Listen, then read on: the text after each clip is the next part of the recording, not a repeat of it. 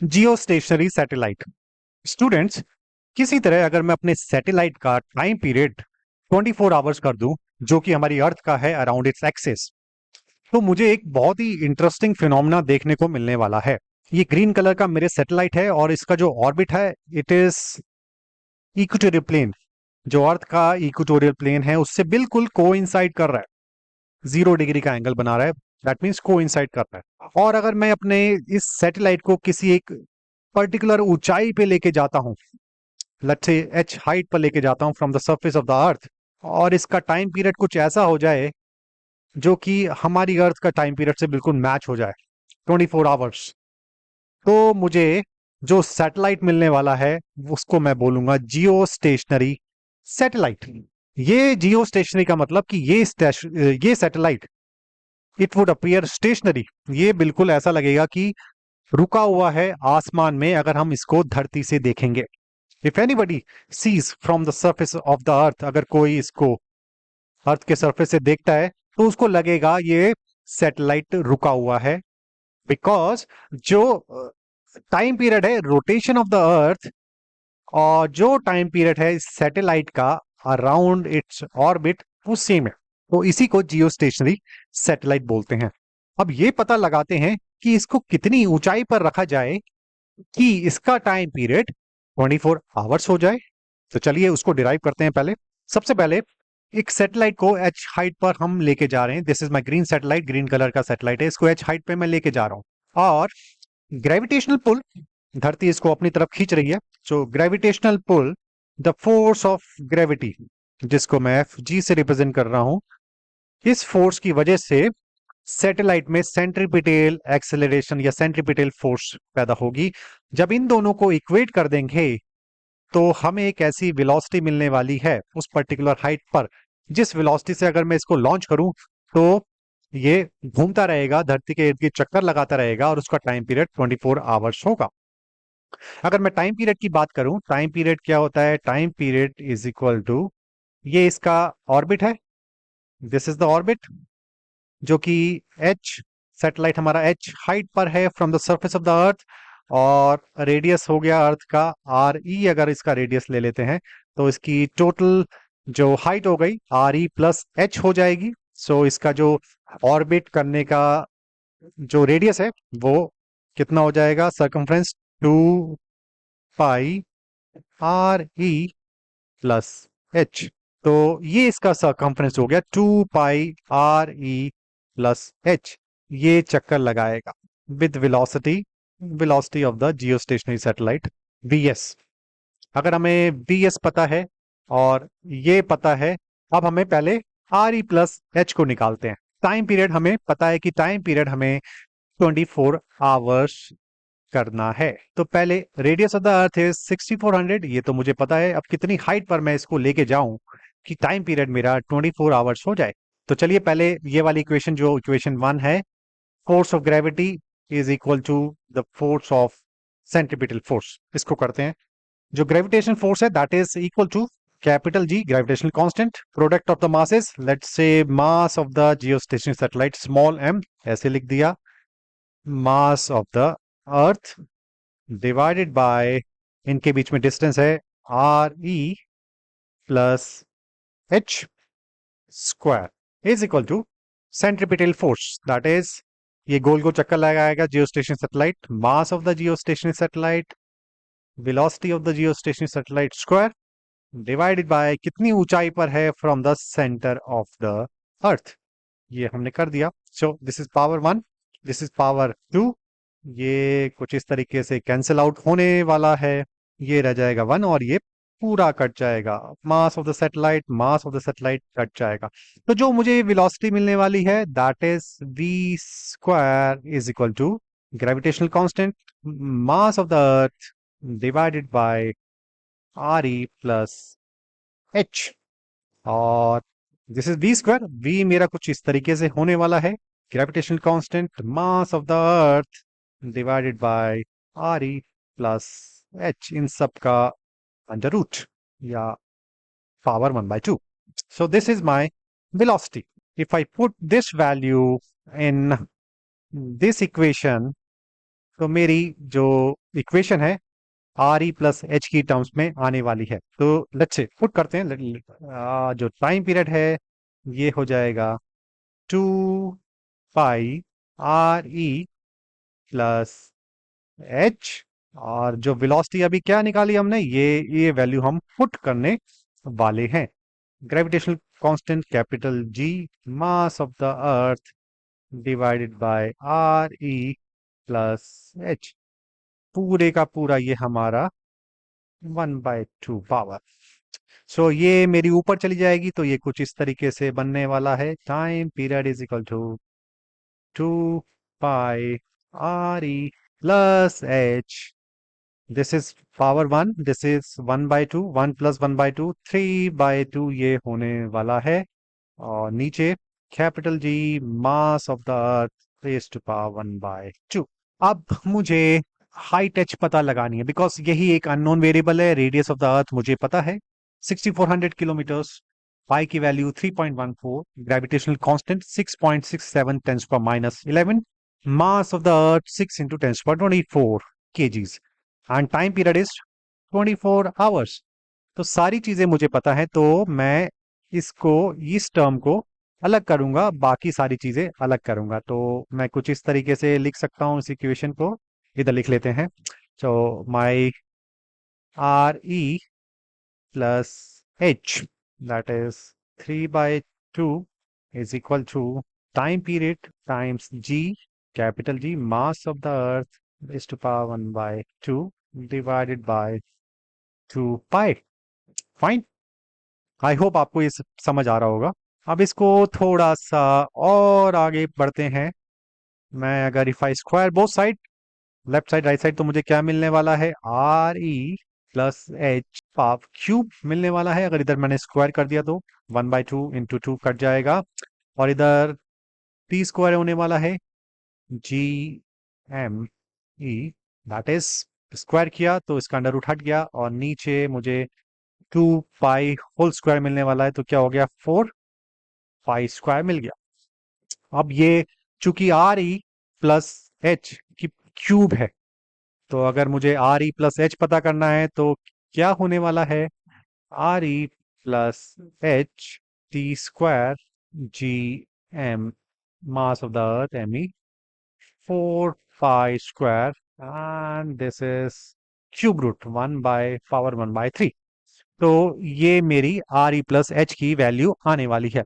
मुझे radius of the अर्थ तो पता ही है, तो एच निकल जाएगा। टाइम पीरियड 24 आवर्स है, जिसको मैं सेकंड्स में कन्वर्ट कर लूंगा, 24 इंटू 60 तो मेरा ये सेकंड्स में आ जाएगा। कैपिटल जी भी मुझे पता है 6.67 टेंस पर माइनस 11, मास ऑफ द अर्थ भी पता है 4, अगेन कांस्टेंट, पाई स्क्वायर भी constant. So upon putting all these values, सारी वैल्यूज अगर मैं पुट कर देता हूं, तो मेरा जो आर ई प्लस एच आने वाला है वो कुछ ये आने वाला है, R E plus H is equal to, upon putting all these values, ये मेरा 42,400 किलोमीटर आने वाला है। So I know the radius of the earth, this is 6400 kilometres, तो मेरी हाइट आ जाएगी 42,400 kilometres minus 6400, so it comes out to be 36,000 kilometre. तो अगर मुझे अपने इस सैटेलाइट को जियो स्टेशनरी बनाना है, तो मुझे 36,000 किलोमीटर की ऊंचाई पर इसको लेके जाना पड़ेगा। सो ये जो एच है मेरा, ये 36,000 किलोमीटर होगा, और जबकि रेडियस ऑफ द अर्थ क्या है, 6400 किलोमीटर, तो उसके सामने रेडियस ऑफ द अर्थ कितना छोटा है, almost 5 to 6 times, more than 5 times radius of the अर्थ छोटा है। तो इतनी ऊंचाई पे मुझे इसको लेके जाना पड़ेगा, तब जाके ये जियो स्टेशनरी सैटेलाइट होगा। और हाँ, इतनी ऊंचाई पे अगर मैं इसको लेके गया, किस वेलोसिटी से इसको लॉन्च किया जाएगा, तो वो हम कुछ इस तरीके से निकाल सकते हैं। जो मेरी वेलोसिटी हमने क्या की थी, ये मेरी वेलोसिटी का फॉर्मूला है, this is my velocity formula, velocity of the satellite at height 36,000 above from the earth surface. Radius of the earth मुझे पता है, हाइट मुझे पता है, ये भी मुझे पता है, gravitational constant, mass of the अर्थ भी पता है। इन सब की वैल्यू अगर मैं पुट करता हूं, तो मेरे सैटेलाइट की जो वेलोसिटी आने वाली है, दैट इज अप्रोक्सीमेटली 3000 मीटर पर सेकेंड या 3 किलोमीटर पर सेकेंड। तो ये मेरी वेलोसिटी होने वाली है। तो मैं क्या करूंगा, अपने सैटेलाइट को पहले तो जो हमारी अर्थ है उसके बिल्कुल जो इक्वेटोरियल प्लेन है उस पे लेके जाऊंगा। इक्वेटोरियल प्लेन बिल्कुल 0 डिग्री का एंगल होगा और यहाँ पे 36,000 किलोमीटर की ऊंचाई होगी from the surface of the अर्थ। यहाँ पे मैं अपना सैटेलाइट करूंगा लॉन्च और उसकी स्पीड क्या होने वाली है, 3 किलोमीटर पर सेकेंड होने वाली है। तो at height 36,000 above the surface of the earth and speed 3 kilometre पर second parallel to the surface of the earth, वो हमारा सैटेलाइट बन जाएगा जियो स्टेशनरी सैटेलाइट। तो जो भी आदमी, जो भी इंसान धरती पे खड़ा है उसको ये सैटेलाइट बिल्कुल खड़ा हुआ स्टेशनरी दिखाई देगा, इसलिए इसका नाम हो गया जियो stationery satellite. And yes, Jio stationery satellite और जियो सिंक्रोनस सैटेलाइट में क्या अंतर है? जियो स्टेशनरी सैटेलाइट जो है अर्थ के इक्वेटोरियल प्लेन पर लाई करता है, जबकि जियो सिंक्रोनस सैटेलाइट इक्वेटोरियल प्लेन से कुछ भी एंगल बना लेता है। अच्छा, ये इक्वेटोरियल प्लेन है, कुछ भी एंगल बना सकता है, थीटा। तो और जियो सिंक्रोनस सैटेलाइट की हाइट भी उतनी ही ऊंची होती है, 36,000 किलोमीटर दूर होता है और उतनी ही स्पीड से वो भी मूव कर रहा होता है, 3 किलोमीटर पर सेकेंड, और उसकी हाइट भी उतनी होती है, 36,000 from the surface of the earth kilometre. So this is about Jio synchronous and Jio stationery satellite. इसकी हाइट हमने निकाली सरफेस से 36,000 किलोमीटर और वेलोसिटी निकल के आई 3 किलोमीटर पर सेकेंड। अब ये सोचने वाली बात है, इतनी ऊंचाई पर 36,000 किलोमीटर पर हमें जियो स्टेशनरी सैटेलाइट रखने की जरूरत क्या है? ये भी तो सोचने वाली बात है। रख तो दिया, लेकिन वाई, क्यों जरूरत है उसकी? चलो उसको भी समझते हैं। वाई जियो सिंक्रोनस सैटेलाइट? हमारी अर्थ की जो लेयर है ऊपर वाली, दैट इज आइनोस्फेयर। इसको आइनोस्फेयर क्यों बोलते हैं? क्योंकि जब अल्ट्रावायलेट रेज जो कि सूरज से आती हैं, अगर ये सन है, अल्ट्रावायलेट रेज जब आती हैं तो अल्ट्रावायलेट रेज जो एटम्स हैं आइनोस्फेयर में उससे टकराती हैं और उससे होता क्या है, फ्री इलेक्ट्रॉन्स रिलीज होते हैं और वो आयंस बन जाते हैं। और जो एटम्स हैं वो आयंस बन जाते हैं, फ्री इलेक्ट्रॉन्स रिलीज करते हैं और यही रिस्पॉन्सिबल होते हैं रिफ्लेक्शन के लिए और अब्जॉर्प्शन के लिए। चलो एक चीज और समझते हैं। जैसे मैं यहाँ से, let's say I am sending hair, यहाँ से कोई मैं इलेक्ट्रोमैग्नेटिक वेव हम सेंड करते हैं। अब होता क्या है, इलेक्ट्रो जो आइनोस्फेयर है ये इलेक्ट्रोमैग्नेटिक वेव को रिफ्लेक्ट कर देती है और कम्युनिकेशन के काम आती है। कैसे? चलो समझते हैं। जो अर्थ का एटमॉस्फेयर है वो इलेक्ट्रोमैग्नेटिक वेव को रिफ्रैक्ट कर देती है। रिफ्रैक्शन क्या होता है? मोड़ना, bending of light, bending of electromagnetic wave. So अगर ये नॉर्मल है, ये कुछ इस तरीके से भेजी तो ये it will not go straight, जबकि थोड़ा सा it will bend away from normal. तो इस तरीके से इट विल कीप ऑन, जैसे ही ऊपर जाती रहेगी it will keep on bending away from normal. So कुछ इस तरीके से ये बेंड होती रहेगी। जाना था इसको सीधा, पर it will keep bending away from normal. तो एक एक ऐसी स्टेज आएगी जब वो बिल्कुल कुछ इस तरीके से हो जाएगी और उसके बाद क्या होगा, अगर इसका रिफ्लेक्ट होके वापस नीचे आ जाएगी। सो ये जो रिफ्रैक्शन है, ये इलेक्ट्रोमैग्नेटिक वेव्स की जो मल्टीपल रिफ्रैक्शन होती है और फाइनली आयनोस्फेयर की लेयर में इसकी टोटल इंटरनल रिफ्लेक्शन हो जाती है, जिसकी वजह से यहाँ पे हम कम्युनिकेशन कर सकते हैं। So it is because of multiple refractions of electromagnetic waves and finally total internal reflection of electromagnetic waves that help us to communicate beyond horizon of the earth. जैसे ये जो मेरा होराइजन था वो तो यहीं पे आके खत्म हो गया, इसके आगे मैं नहीं देख सकता, नहीं कम्युनिकेट, लेकिन रिफ्रैक्शंस की वजह से, बेंडिंग ऑफ लाइट की वजह से अवे फ्रॉम नॉर्मल, जिसने मुझे मदद की लाइट को, इलेक्ट्रोमैग्नेटिक वेव को रिफ्लेक्ट करने में और हम कम्युनिकेट कर पाए। ये जो आदमी खड़ा है यहाँ पे, लेट्स से मैं खड़ा हूँ पॉइंट 1 पर और दूसरा जो खड़ा है पॉइंट 2 पर, जो कि हमारे लाइन ऑफ साइट पे भी नहीं है, होराइजन पे भी नहीं है, उससे हमने कम्युनिकेट कर लिया इस तरीके से, रिफ्लेक्शन और रिफ्रैक्शन ऑफ इलेक्ट्रोमैग्नेटिक वेव्स। तो हमारा कम्युनिकेशन हो गया, बहुत बढ़िया। लेकिन आइनोस्फेयर तो बहुत नीचे है। तो अब हमें जब कम्युनिकेशन हमारा हो जा रहा है इस तरीके से, जो भी हमने कोई इंफॉर्मेशन सेंड करनी है इस तरीके से हो जा रही है, तो व्हाई शुड वी नीड इतनी ऊंचे उतनी ऊंचाई पर जियो सिंक्रोनस सैटेलाइट 36,000 किलोमीटर 36,000 किलोमीटर ऊंचाई पे हमें रखने की जरूरत क्या है? सी, इसका भी कारण है। जो आइनोस्फेयर है, कुछ पर्टिकुलर रेंज की फ्रीक्वेंसी से less than equal to 20 mega hertz तक की फ्रीक्वेंसी को ही रिफ्लेक्ट टोटल इंटरनल रिफ्लेक्शन दिखा पाता है। अगर इससे ज्यादा फ्रीक्वेंसी होती है, मतलब इससे ज्यादा एनर्जी वाली जो वेव होगी, उस केस में ये रिफ्लेक्ट नहीं कर पाता, इसका रिफ्रैक्टिव इंडेक्स बढ़ जाता है। व्हाट आई मीन टू से, रिफ्लेक्शन नहीं हो पाती और वो इलेक्ट्रोमैग्नेटिक वेव्स ऐसे निकल जाती है। तो उस इलेक्ट्रोमैग्नेटिक वेव को पकड़कर वापस धरती पे रिफ्लेक्ट करने के लिए हमें एक ऐसा चाहिए डिवाइस, या ऐसी मशीन, या ऐसा सैटेलाइट चाहिए जो उसे पकड़ ले और उसको रिफ्लेक्ट कर दे और धरती के दूसरे कोने पे या दूसरे छोर पे पहुंचा सके और हम उससे कम्युनिकेट कर सकें। और अगर सारे सिग्नल हम एक ही पर्टिकुलर रेंज में भेजते रहेंगे तो क्राउडेड हो जाएगा, इंफॉर्मेशन थोड़ी मिसलेड हो जाएगी, कंजशन हो जाएगी। तो इसलिए भी हम हायर फ्रिक्वेंसी पर जाते हैं कि जो दूसरी इंफॉर्मेशन है वो कुछ इस तरीके से भेजी जाए। सो इसीलिए हमें जियो सिंक्रोनस सैटेलाइट की जरूरत पड़ती है। अब जियो सिंक्रोनस चूंकि ये बिल्कुल, या जियो स्टेशनरी सैटेलाइट बिल्कुल रुका हुआ है, तो हमें कुछ चेंज करने की जरूरत नहीं। हमें पता है कि ये इट इज लोकेटेड हेयर, इस पर्टिकुलर एंगल पे अगर यहाँ से कोई चीज फेंकते हैं तो यहाँ से हम सिग्नल भेजते रहते हैं, वो टकरा के ये जो थर्ड लोकेशन है, पॉइंट थर्ड, यहाँ पे आते रहते हैं।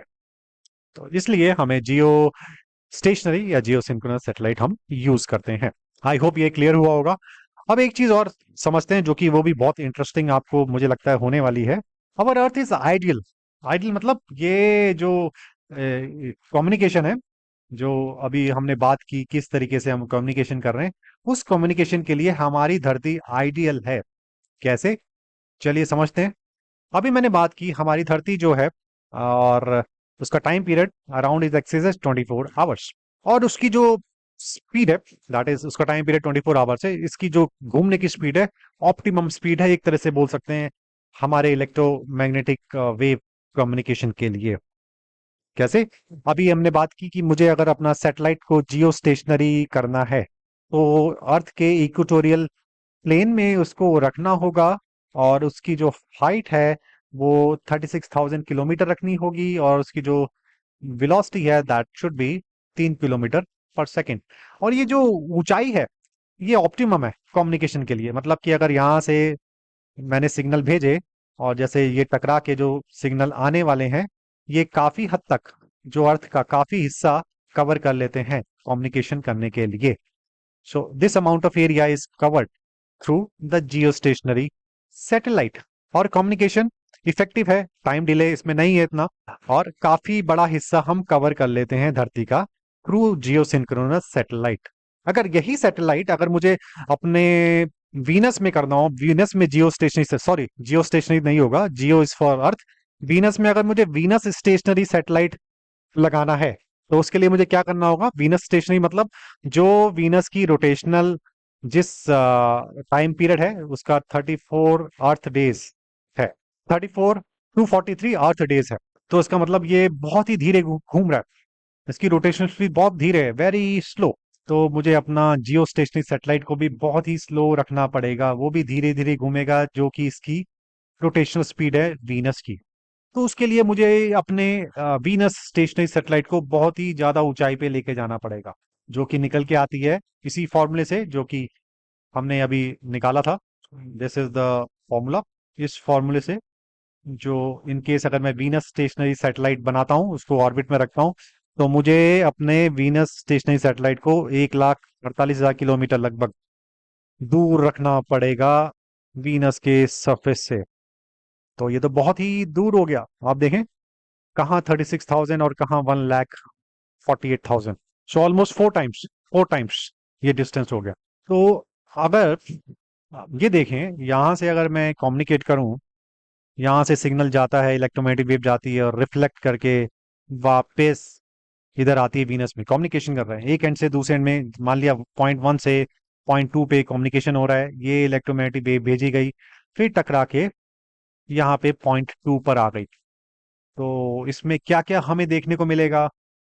टाइम लैग केस में इलेक्ट्रोमैग्नेटिक वेव को ज्यादा डिस्टेंस ट्रेवल करना पड़ रहा है, 4 गुना ज्यादा करना पड़ा है, तो टाइम लैग होगा, इतनी जल्दी नहीं पहुंच पाएगा। दूसरा, लॉस भी होगा सिग्नल का, सिग्नल इतने स्ट्रांग नहीं मिलेंगे, यहाँ पे जो रिफ्लेक्टेड सिग्नल मिलने वाला है इतना स्ट्रांग नहीं मिलने वाला, तो यहाँ पे जो कम्युनिकेशन है, इलेक्ट्रोमैग्नेटिक कम्युनिकेशन, इतना इफेक्टिव नहीं होने वाला वीनस में।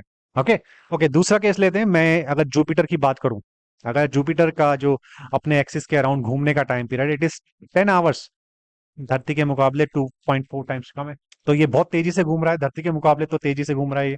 तो अगर मुझे जियो स्टेशनरी सैटेलाइट, सॉरी फिर गलत बोल दिया, जुपिटर स्टेशनरी सैटेलाइट अगर मुझे लगाना है, तो उसको मुझे कम ऊंचाई पे रखना पड़ेगा, दैट इज 24,000 किलोमीटर की ऊंचाई पर रखना पड़ेगा। और अब आप सोच रहे होंगे तो पास है, तो कम्युनिकेशन इफेक्टिव होगा, टाइम लैग तो नहीं होगा क्योंकि ये तो पास है। लेकिन अगर देखा जाए, इसमें जो कवरेज एरिया है, that would be very small. कितना छोटा सा कवरेज, छोटा कवरेज एरिया होगा, मतलब 0.1 और 0.2 कवरेज एरिया बहुत इसमें कम है compare to the size of Jupiter. तो इसमें हालांकि टाइम लैग तो नहीं होगा, लेकिन कवरेज एरिया कम होगा। सो ये हम कह सकते हैं, ये सब चीजें देख के, कि हमारी धरती जो उसका साइज और उसकी rotational speed is right enough, optimum enough to make electromagnetic communication effective and efficient.